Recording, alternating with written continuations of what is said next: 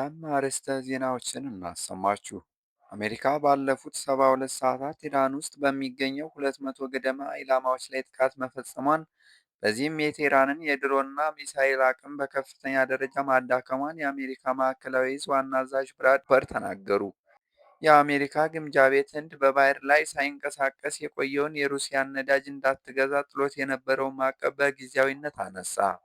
የእስራኤል መከላከያ ሰራዊት በኢራን ላይ የሚካሄደው ዘመቻ ወደ ቀጣዩ ምዕራፍ እየተሸጋገረ መሆኑንና የቴህራን አገዛዝን እና ወታደራዊ አቅምን ከዚህም የበለጠ የመበታተን እርምጃውን እንደሚገፋበትም ገለጸ። የኢራን ጠቅላይ መሪ አያቶላ አሊ አሜኒ ልጅ ሞጅታባ ማን ናቸው? አሜሪካ ስለምን ይህን ያህል ፈራቻቸው? ስለ ሞጅታባ ያልተወሩ ድብቅ ማንነቶችን በዝርዝር ይዘን ቀርበናል። እስከ መጨረሻው ድረስ ተከታተሉን። ውድ የቻናላችን ተከታታዮች ወቅቱን የጠበቁ ታማኝ መረጃዎች እንዲደርሳችሁ ሰብስክራይብ በማድረግ የደውል ምልክቱን ይጫኑ። ቪዲዮውን ላይክ እና ሼር በማድረግ ጀምሩ። በቀጥታ ወደ ዝርዝር መረጃዎቹ አለፍን። አሜሪካ ባለፉት 72 ሰዓታት ኢራን ውስጥ በሚገኙ 200 ገደማ ኢላማዎች ላይ ጥቃት መፈጸሟንና በዚህም የቴህራንን የድሮንና ሚሳኤል አቅም በከፍተኛ ደረጃ ማዳከሟን የአሜሪካ ማዕከላዊ ዕዝ ዋና አዛዥ ብራድ ኩፐር ተናገሩ። የአሜሪካ ጦር በአሁኑ ሰዓት የኢራንን ሚሳኤል የማምረት አቅም ለማውደም እየሰራ መሆኑንም ገልጸዋል። ዋና አዛዡ አሜሪካ በኢራን የሚሳኤል ማስወንጨፊያዎችና መሰረተ ልማት ላይ እያካሄደችው ስላለው ወታደራዊ ዘመቻ መግለጫ ሰጥተዋል። ባለፉት 72 ሰዓታት ብቻ የአሜሪካ ቦምብ ጣይ አውሮፕላኖች ኢራን ውስጥ በጥልቀት ገብተው 200 ገደማ ኢላማዎችን አጥቅተዋል ብለዋል። ባለፈው አንድ ሰዓት ብቻ ቢ-2 ወይም ቢ-2 ቦምብ ጣይ አውሮፕላኖች በባህር ላይ የሚገኝ የሚሳኤል ማስወንጨፊያ ስራዎች ላይ ኢላማ በማድረግ 900 ኪሎ ግራም የሚመዝኑ በርካታ ቦምቦችን ጥለዋል። ኩፐር የኢራን ኤሮስፔስ ዕዝንም ኢላማ አድርገናል፣ ይህም እርምጃ የኢራን አሜሪካ ላይ ስጋት የመፍጠር አቅም ያዳክላል ሲሉም አክለዋል። ያለፉት 24 ሰዓታት ዘመቻን ስንመለከት ከመጀመሪያው ቀን ጋር ሲነጻጸር የኢራን ባለስቲክ ሚሳኤል ጥቃቶች 90 በመቶ፣ የድሮን ጥቃቶች ደግሞ 83 በመቶ ቀንሰዋል ብለዋል። ከሐሙስ ምሽት አንስቶ ካለፉት ቀናት አንጻር ከባድ የተባለ ጥቃት በኢራን የተለያዩ አካባቢዎችና በዋና ከተማዋ ቴህራን ውስጥ እየተፈጸመ መሆኑን ከስፍራዋ የሚወጡ መረጃዎች ያመለክታሉ። ቢቢሲ ያነጋገረው አንድ የቴህራን ነዋሪም በከተማው ውስጥ ተከታታይ ፍንዳታዎች እየተሰማ መሆኑን ገልጿል። ሌላ ነዋሪ ደግሞ አስከፊ ነበር፣ በጣም እየደበደቡ ስለነበረ ሁሉም መስኮቶች ሲንቀጠቀጡ ነበር ስትል ሁኔታውን አስረድታለች። በሌላ በኩል ኢራንም በቀጠናው አገራት ላይ ጥቃት መፈጸሟን ቀጥላለች። ባህሬን በሁለት የእንግዳ ማረፊያና መኖሪያ ህንፃዎች ላይ የአየር ጥቃት መፈጸሙን አስታውቃለች።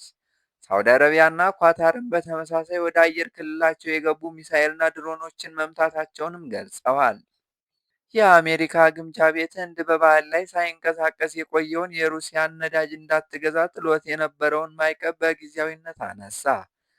ለ30 ቀናት የሚቆየው ይህንን ማዕቀብ የማንሳት እርምጃ ነዳጅ ወደ ዓለም አቀፍ ገበያ እንዲገባ እንደሚያደርግ የግምጃ ቤት ሚኒስትሩ ስኮት ቤስቴን ኢራን የዓለም የኃይል አቅርቦት እገታ ውስጥ ለማስገባት በምታደርገው ሙከራ የሚመጣውን ጫና ይቀንሳልም ብለዋል። ቤሴንት በኤክስ ገጻቸው ባሰፈሩት ጽሑፍ እንደገለጹት እርምጃው አጭር ጊዜ ቆይታ እንዲኖረው የተደረገው ሆን ተብሎ ነው። ማዕቀቡ የተነሳው ቀድሞውኑ በባህር ላይ ጉዞ ጀምሮ መንቀሳቀስ ላልቻለ ነዳጅ በመሆኑ ለሩሲያ መንግስት ጉልህ የሆነ የፋይናንስ ጥቅም አያስገኝም በማለት ገልጿል። ሩሲያ ዩክሬን ላይ ወረራ መፈጸሟን ተከትሎ የአሜሪካ ፕሬዝዳንት ዶናልድ ትራምፕ የሞስኮ ነዳጅ ሽያጭ ላይ ማዕቀብ ጥለዋል። ይህ እርምጃም ገዢዎች ላይ አማራጭ እንዲፈልጉ አስገድዷቸዋል። አሜሪካ የሩሲያ የኃይል አቅርቦት ዋና ደንበኛ በሆነችው ህንድ ላይ በተለያዩ መልኩ ጫና በማሳደር ህንድ የሩሲያን ነዳጅ እንዳትገዛ በዚህም ወደ ሞስኮ ገንዘብ እንዳይገባ ለማድረግ ሞክረዋል።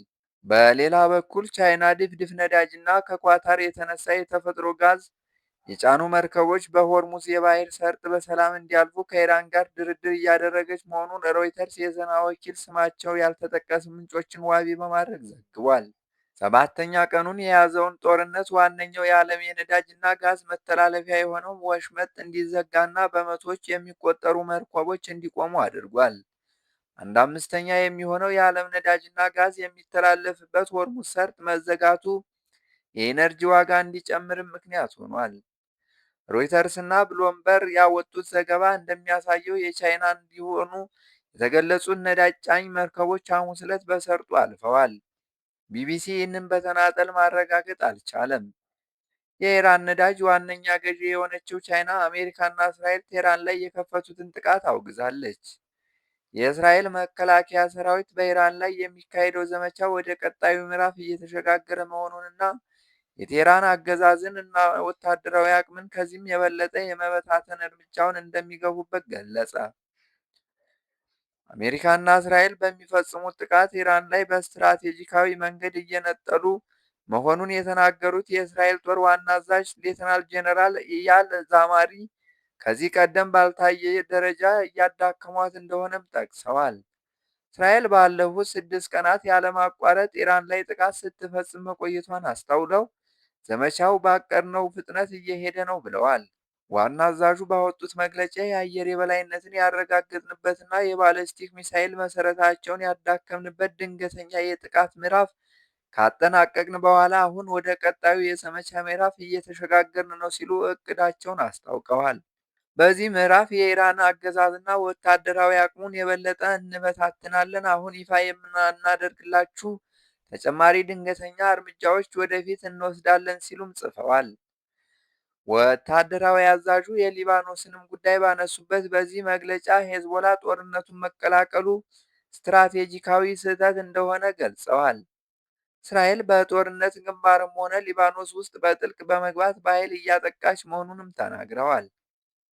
የኢራን ጠቅላይ መሪ አያቶላ አሊ ሐሜኒ በአሜሪካና በእስራኤል የአየር ድብደባ ከተገደሉ በኋላ ብዙዎች ልጃቸው ሞጅታብም አብሮን ተገድሎ ይሆን ሲሉ ሰግተው ነበር። በጉዳዩም ላይ ለቀናት ምንም አይነት ዜና አልተሰማም።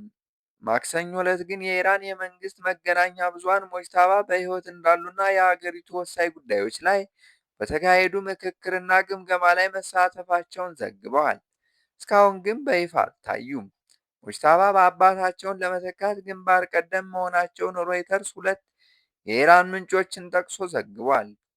ይህንን ለማረጋገጥ ግን አስቸጋሪ ነው።